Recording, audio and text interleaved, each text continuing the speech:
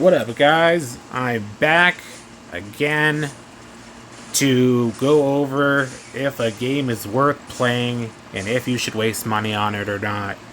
I have still been around, existing in the world of games. I've just been spending way too much time on certain games, unfortunately, or maybe fortunately, in the Dark Souls realm. And a lot of that stems from Lies of P and its curse it's given to me to get good games. So, today we are going to go over Lies of P and its DLC and if it's worth investing in this game and what type of person would like it and how much you should pay for it. Now, when Lies of P first came out, I could care less about it. At this time, when it comes to games, that they consider to be get good games, the only one I really enjoyed and basically had played is Elden Ring, which is a masterpiece. But since Lies of P isn't even made by Elden Ring, it just kind of felt like a stiff, I don't know, off-brand version of it. So I didn't care so much to give it a try. I played it for a little bit, and it gave me kind of an unneeded stress to get even around corners without dying and losing everything. So I kind of put it on the back burner, planning to come back to it. And then, time went by. And oddly enough, the reason I did come back to it was not the DLC, but it might have been in part due to the DLC, but was instead because of PlayStation Plus giving it away as a free game, which I would imagine they did to help sell the DLC. And that was a genius idea, because even so I was playing it for free, on Xbox Game Pass originally when I first played it. For some reason, whenever I play a game on Game Pass, I try it and then I kind of just forget about it. And there's a lot of games I need to finish that I started in Game Pass. But playing it on the PlayStation Plus as a free game gave me the time with it to really appreciate it. Now, as an overview of what you should expect if you have no idea what this game is about, its blood and DNA, people call it a Souls-like game, which means they compare it to games like Dark Souls. And the reason they compare it to Dark Souls is because it is extremely unforgiving. If you get hit one time, or fuck up a dodge or something, you're gonna die. You're gonna have a bad time, and essentially that could cause you to be stuck on the first level, for hours. And ain't nobody got time for that. So that is why these games get so upsetting.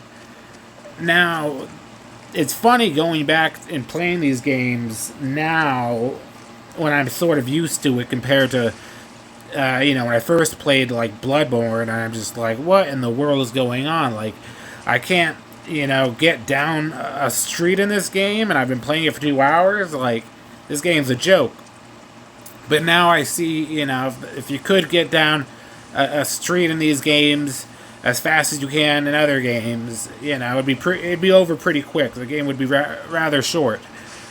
But the thing that makes this game special in my eyes, that kind of really caught my attention during my PlayStation Plus playthrough, is the special, unique livelihood of this version of Lies of P, is that pretty much every weapon, except for like the main boss weapons, come with two parts. It comes with the handle and it comes with the blade.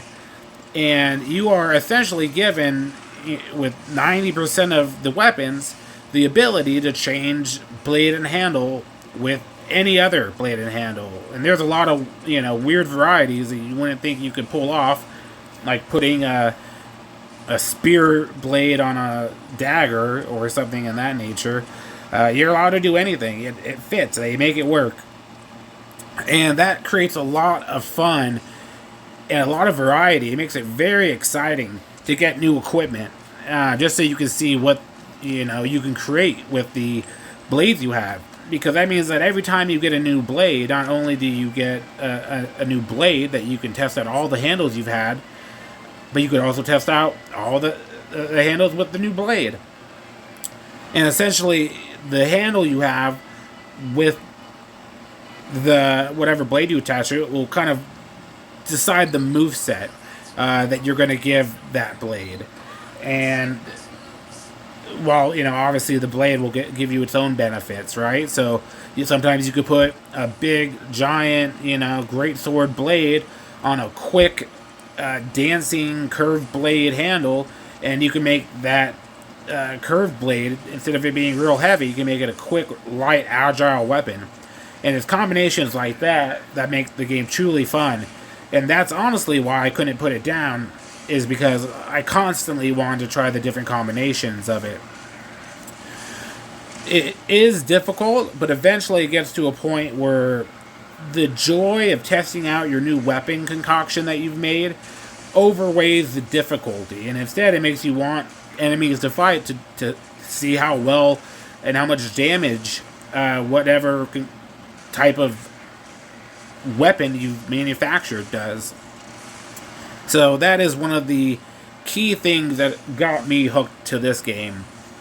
The difficulty is still there. If you're a person that hates extreme difficulty and getting owned, it is something that you can't handle, or you're just not that good of a player, I did the research before coming here telling you about it.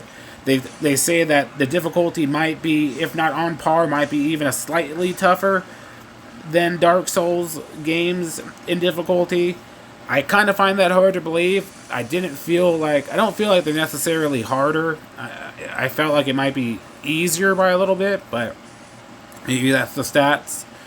But that's kind of the same reason most people, at least I don't know, I guess the reason I believe most people enjoy Souls game. This has gotten me on a ring of playing different games, like even going back and playing Dark Souls 3, even though they haven't really made a remake of that. And the reason it's got me into it is because it made me realize how much I enjoy constantly getting like a new, unique weapon and getting to see how good it is.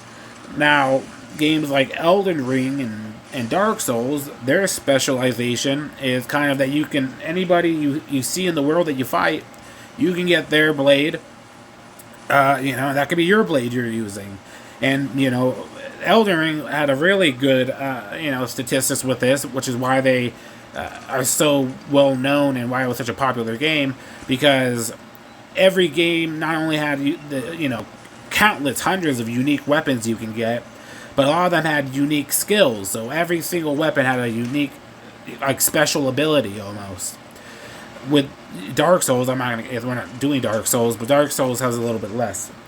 But that's kind of the fun, maybe I'm a person of the future who needs constant gratification to play a game nowadays, or also get bored.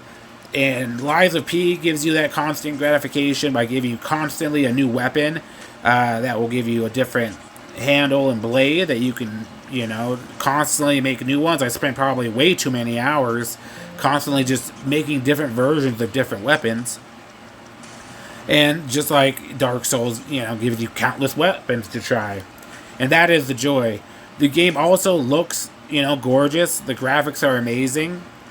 The DLC is new. It just came out a few months ago. Again, this is why they released it. And the DLC in its own came with its own, probably like half the time of Lies of P. So I'd say in combination, the game of Lies of P probably gives you like 30 to 50 hours. Maybe I'm making this up now, but... And while the DLC gives you probably like another 20 to 30 hours. So it's definitely a good length of a game. Probably like 80 hours in total for the game and the DLC.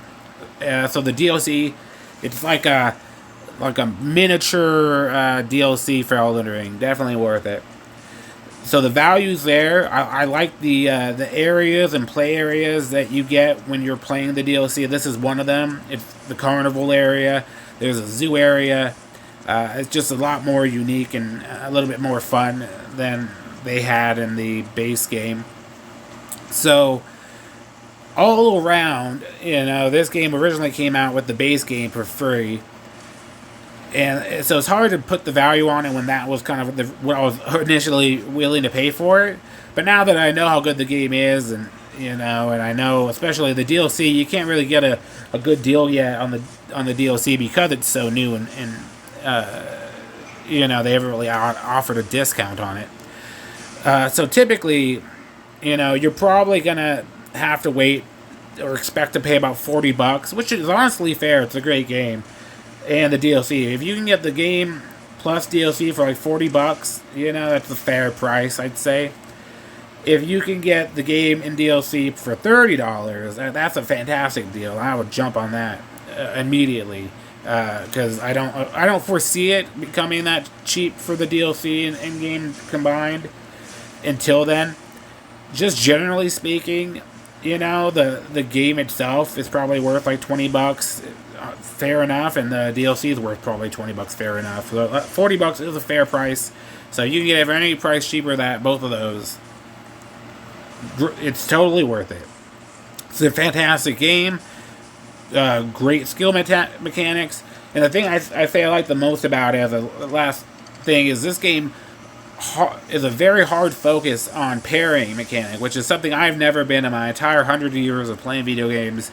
I've always been a roll dodger for forever, and it's honestly, playing this game is completely rewritten how I play games now. I'm completely a parry person now, and if I can't parry in a game, it kind of makes me upset because it's kind of all I want to do. So this game really trains you up into becoming a parry person, and it does it in a way that's not like excruciating, because it's kind of just like the dodging. Like, you spam the dodge, when you're about to get fucked up. Well, you spam the parry when you're about to get fucked up instead, and hopefully it'll make them look like a fool. So it's a fantastic game. I recommend it to everybody, except for people who just are